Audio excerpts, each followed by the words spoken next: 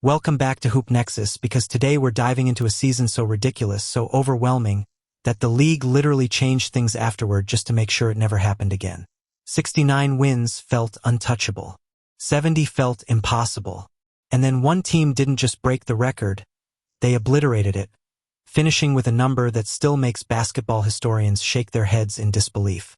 If you've ever wondered what true, unfiltered dominance looks like in the NBA, stick around, because this is the story of the 1995-96 Chicago Bulls, and why nobody has come close to matching what they did since. Let's set the stage. Michael Jordan had just returned from his shocking retirement to play baseball. He came back rusty, he came back hungry, and honestly, he came back a little angry. The basketball world had started to move on without him.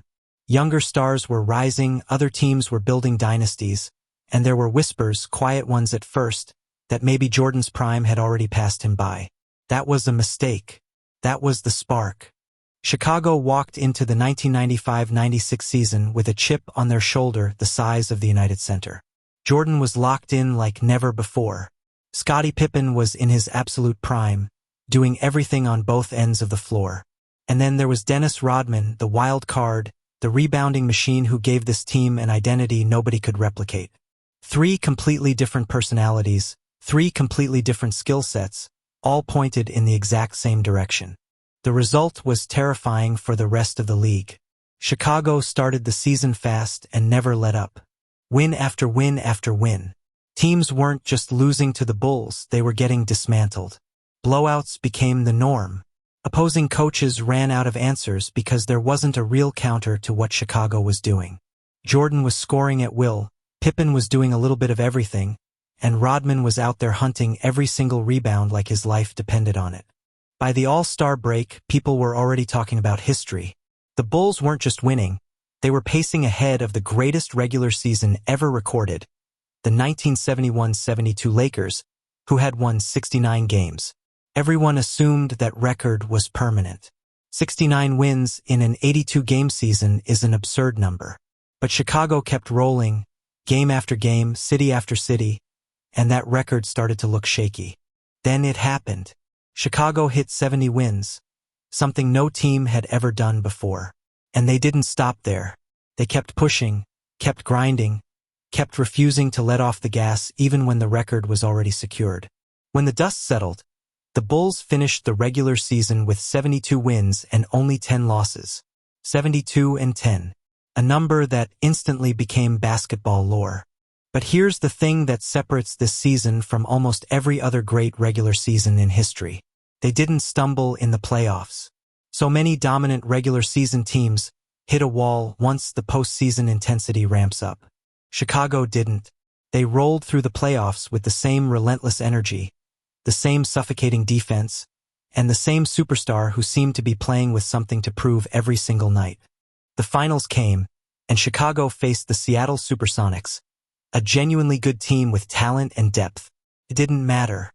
The Bulls closed it out in 6 games, capturing the championship and completing one of the most statistically dominant seasons the sport has ever witnessed. 72 wins in the regular season, followed by a championship. Not a fluke, not a lucky bounce here or there, just pure, sustained excellence from October all the way through June. What made this run so special wasn't only the win total. It was the way they won. Chicago's point differential that season was jaw-dropping. They weren't squeaking out close victories. They were routinely destroying opponents by 20-30 points. Jordan was playing some of the most efficient, most controlled basketball of his career, almost as if returning to the league lit a fire that never burned out. Pippen was a walking triple threat on both ends. And Rodman, love him or hate him, was doing the dirty work that made the entire system function. For years after, teams chased that 72-win mark. Some got close. Some had incredible individual seasons of their own.